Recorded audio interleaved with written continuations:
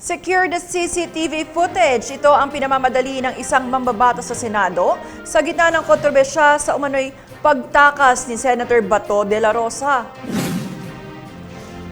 Nanawagan si Akbayan Party List Representative Percy Sendanya sa mga otoridad na agad tiyakin ang pagrereserba at pag-secure ng lahat ng CCTV footage sa loob at paligid ng Senate Complex. Kaugnayan ng kontrobersyal na pagpuslit ni De La Rosa noong madaling araw ng Huwebes.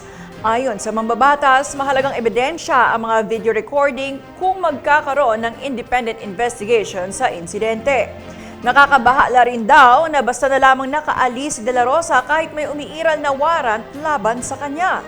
Binigyan din ni Sendanya na tungkulin ng Senado bilang demokratikong institusyon na panatilihin ang transparency at accountability nito.